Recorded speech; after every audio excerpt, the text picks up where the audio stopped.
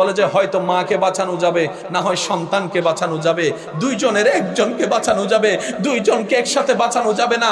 স্বামী বলে আমার বউকে বাঁচাও, মা বাবা বলে আমার মেয়েকে বাঁচাও, শ্বশুর শাশুড়ি বলে আমার ছেলের বউকে বাঁচাও, জগৎ বলে মাকে বাঁচাও, মাকে বাঁচাও, মাকে বাঁচাও। কারণ মা থাকলে তো সন্তান আরো আসবে, সন্তান আরো আসবে, সন্তান আরো আসবে, মাকে বাঁচাও।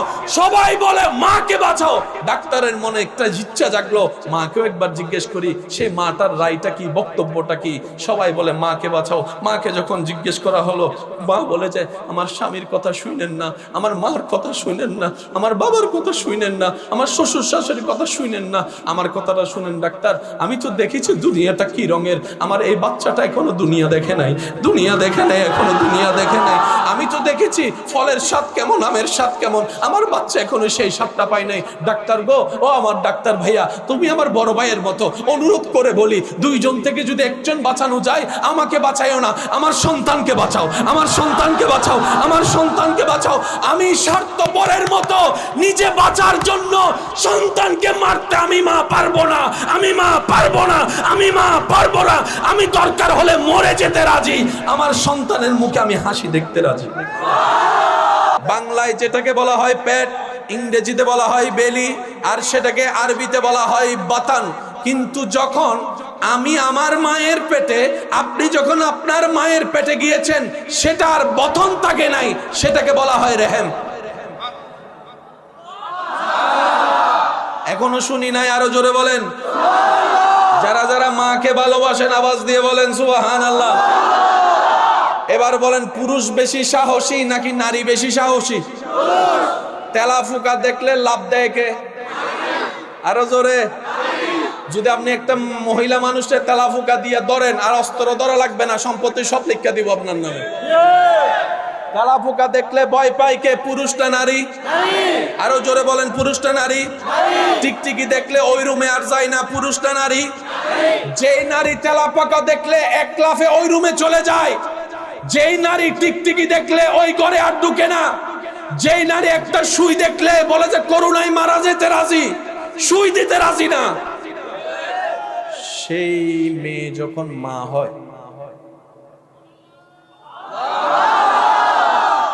যারা সন্তানের বাপ হয়েছেন, সিজারে যাদের সন্তান হয়েছে, আপনারা বুঝবেন, পেট কেটে ফেলে, পেট। আমি যদি আপনাদেরকে একটু বুঝাতে পারতাম, শুনেন, বমি হওয়া এক রকমের শান্তি, বমি হচ্ছে না, শুধু বমির বাপ, মেজাজও ধরে, মনও ধরে। ভালোবাসার মানুষ আইসা যদি বলে আই লাভ ইউ, কয় আই হেট ইউ। কারণ তখন আই লাভ ইউর উত্তর দেওয়ার মতো মন মানসিকতা, ইচ্ছা। এবার আমি বলতে থাকবো, আপনারা একটু বলবেন কষ্টটা কেমন, চিন্তা করবেন। বমি হচ্ছে না, বমির ভাব, বারবার ভাব। ভালো খাবার ঘ্রাণ আসলেই বমি বমি লাগে, মাথা চক্কর দেয়, বসতে পারে না, শুইতে পারে না, উঠতে পারে না। আমার মা যখন আমি পেটে আসছি, আপনি যখন পেটে গেছেন, আপনার মার অবস্থা, আপনার মার অবস্থা, একটু সুবহানাল্লাহ বলতে থাকি না। মার অবস্থা, শুইতে পারে না, বসতে পারে না, দাঁড়াতে পারে না, খাইতে পারে না, গ্রান নিতে পারে না। আবার এদিকে সংসারে সব রান্নার কাজ করা লাগছে, কাপড় ধোয়া লাগছে, ঘর মোছা লাগতেছে, পরিষ্কার পরিচ্ছন্ন সব কাজ করা লাগতেছে। কিন্তু আমার মা কখনো আমাকে নিয়ে বিরক্ত হয় নাই, আপনার মা আপনাকে নিয়ে কখনো বিরক্ত বোধ দেখায় নাই, বিরক্ত বোধ দেখায় নাই। সারাদিন কাজ করা মানুষের একটু তো ঘুমের দরকার, এটা নিয়ে তো কারো কোনো দাবি নাই। প্রত্যেকটা মানুষের তো ঘুমানোর অধিকার আছে। কিন্তু আমরা যখন মায়ের পেটে আসছিলাম, রাতে 2টা-3টা বাজে লাথি মেরে মাকে ঘুম থেকে জাগাইয়ে দিয়েছিলাম। আমার মা, আপনার মা, সে ব্যথা, সে কষ্ট, যেখানে রাগ হওয়ার কথা, কাঁচা ঘুম ভাঙ্গার কারণে, সেখানে আপনার মা, আমার মা মুস্কি মুস্কি হাসতে শুরু করলেন, মুস্কি মুস্কি হাসতে শুরু করলেন। এক কেমন জানি এক আনন্দ অনুভব করতে লাগলেন। জগৎ জিজ্ঞেস করে, মারে তুই সারাদিন কাজ করে 12টায় ঘুমাতে গেলি, 2টায় তোর চোখ খুলে গেল বাচ্চা লাথি মেরে, তোর কি একটু রাগ লাগে না? বলে স্বাভাবিক সময় হলে রাখতো, কিন্তু আজকে ব্যথাটাও খুব মজার লাগে, লাথিটাও খুব আনন্দের লাগতেছে, মজা লাগতেছে, আজান্দা লাগতেছে। আমি খাইতে পারি না, মন ভরে অনেক দিন হয়ে গেল, কিন্তু আমার ক্ষুধা লাগে না, আমার দুর্বলতা লাগে না। এবার যখন পেট বড় হয়ে গেল,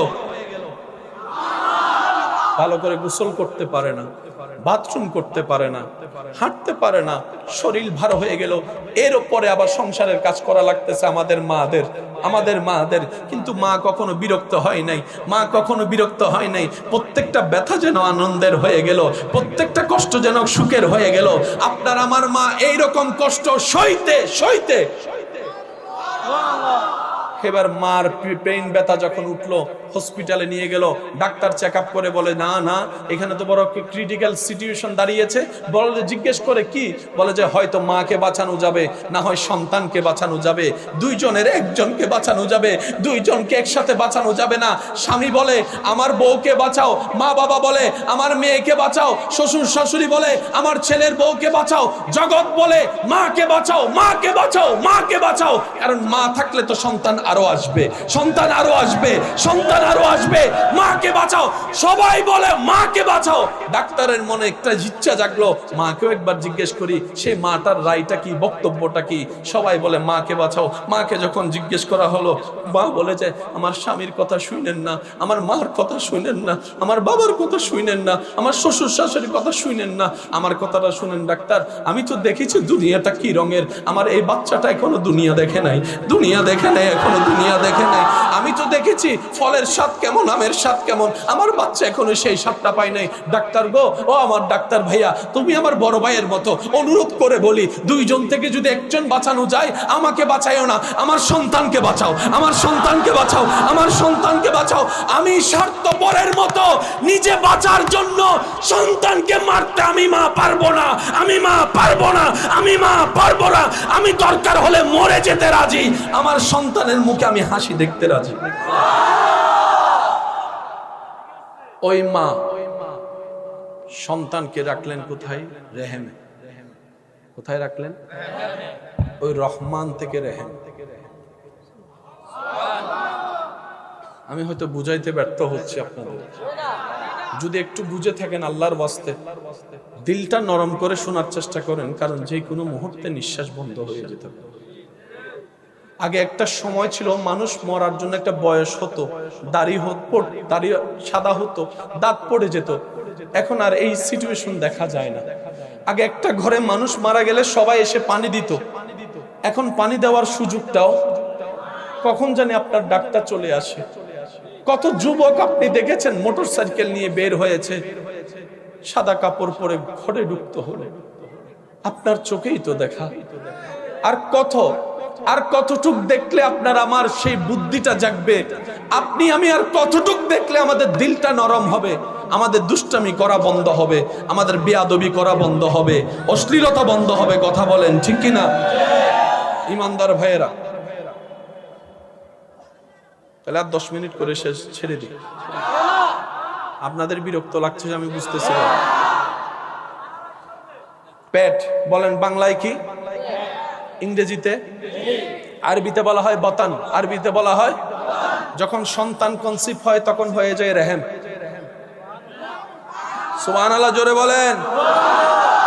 মা কেন কষ্ট সইতে পারে এখন বুঝতে পারছেন?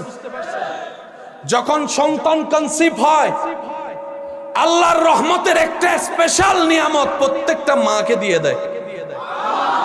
এবার যে মা তেলাফুকা দেখলে লাফ দিয়ে চলে যায়, আজকে সেই মা সিজারের জন্য রাজি হয়ে যাচ্ছে।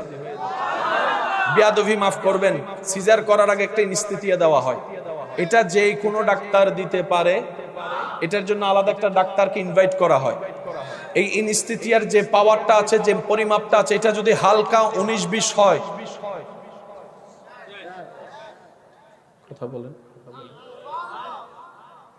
ও মার জীবন সারা জীবনের জন্য এটা দিতে হয়। এখানে বলেন না কোথায়? পিছনে এই জায়গায় দিতে হয়। হালকা 19-20 হলে ওই মেয়ের জীবন। এত বড় রিস্ক মা নিচ্ছে হাসি মুখে। কোন সে দয়া, কোন সে মায়া?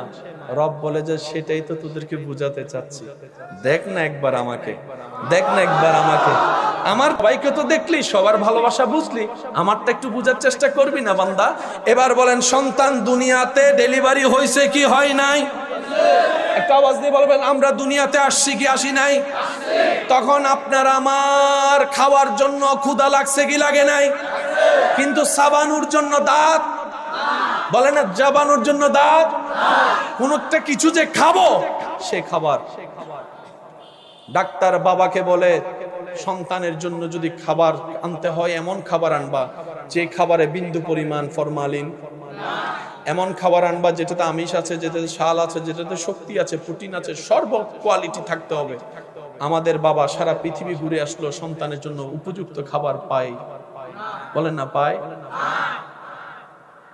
সন্তানের বাবা ঘরে আসার পরে দেখে আমাদের মা আমাদেরকে কোলে নিয়ে,